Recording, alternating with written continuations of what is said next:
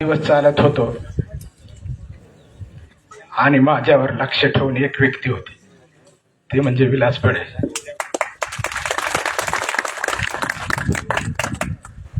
मी एकटा निघालेला, माझ्यामध्ये कोणतं पाठबळ नव्हतं की काय नव्हतं, पण अशा परिस्थितीत पोलीस डिपार्टमेंट आणि पत्रकारिता क्षेत्रातील हा वाघ माझ्या पाठीमागे होता. मित्रांनो, ही व्यथा मांडत असताना मी प्रत्येक क्षण बघितलंय. गेल्या 4 वर्षापासून तहसीलच्या समोर विविध प्रकारचे आंदोलन करतोय, शेतकऱ्याच्या विषयी प्रश्न मांडतोय, शेतकऱ्यांना न्याय मिळाला पाहिजे यासाठी लढतोय. आमच्या येथील हाडोळती येथील एका शेतकऱ्यानं खांद्यावर नांगर घेऊन शेतीतली निंदणी केली आणि तो प्रश्न विधान भवनात गाजला.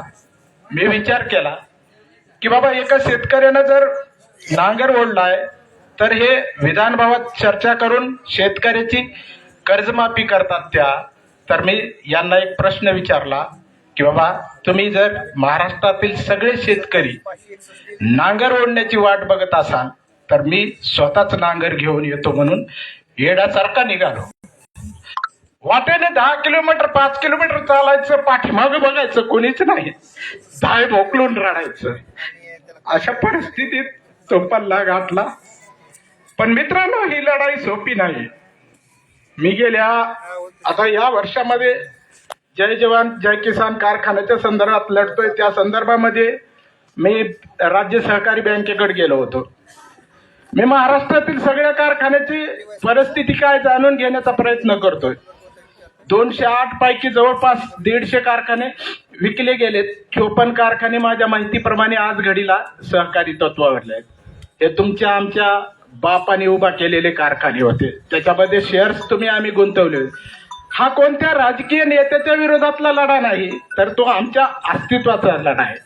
मी मागणी करतोय की बाबा, शेतकरी आत्महत्या ही राष्ट्रीय आपत्ती घोषित झाली पाहिजे.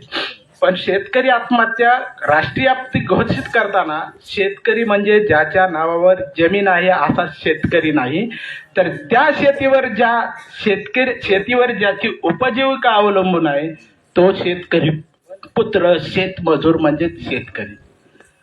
आता मी वेगवेगळ्या मागण्या घेऊन जात होतो. वाटेने विविध संकट येत होते. वाघ बन आलं, ते बिबट्या, ते तर बघितलं तर, पण जीवावर गोळी घेऊन निघालेलोच होतो. मित्रांनो, तुम्ही आम्ही जर सगळ्यांनी एकत्र बसलं, राजकारण सोडून द्या, ज्यांना पक्षात काम करायचंय, पण शेतकऱ्याच्या प्रश्नासाठी एकत्र आलो तर हा लढा अवघड नाही. एवढे बोलून माझे 2 शब्द संपवतो. जय हिंद, जय महाराष्ट्र, जय जवान जय किसान. आता जे शेतकरी निवडण्यात आलेले आहेत याची जबाबदारी, मला फोन आला विलासरावनी की बाबा म्हणजे आपल्याला शेतकऱ्यांना मदत करायची, त्यांची निवड करायची. हा प्रश्न म्हणजे शेतकऱ्याची निवड करणं सोपा नव्हता, कारण महाराष्ट्रातली प्रत्येक शेतकऱ्याला आज सहकार्याची गरज आहे. मग त्याच्यातील 10 शेतकरी निवडायचे. आता एक उदाहरण सांगतो, मी शेतकरी कसा निवडला. मी एका दुकानात, कापडाच्या दुकानावर बसलो होतो. तिथं आमची चर्चा दुकानदारासोबत चालू होती. त्यावेळेस एक सिंदगीचे शेतकरी त्या ठिकाणी मुळे म्हणून आलेले, ते आपल्या मित्राला सांगत होते. त्यांना माहित नाही मी तिथं आहे, मला पण माहित नाही ते कोण आहेत. ते मित्राला सांगत होते की मित्रा, यावर्षी खूप अवघड परिस्थिती आहे, माझा कापूस सगळा वाहून गेला. अरे येत जाऊ दे, आता जनावरच कशाचा सांभाळायचा प्रश्न पडलाय, कारण नदीच्या कडेला बनमीची जी कडब्याची बनीम होती ती सुद्धा वाहून गेली.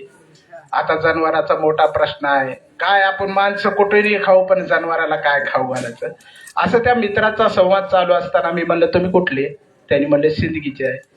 तुमचं नाव काय? मी एवढं त्यांना विचारलं आणि त्यांचं नाव घेऊन त्या ठिकाणी गावातील सगळ्यांना चौकशी केली की बाबा ते शेतकरी असं असं झाले, खरं आहे का? त्यांनी सगळ्यांना सांगितलं. त्याच्यानंतर त्यांची यासाठी निवड केली.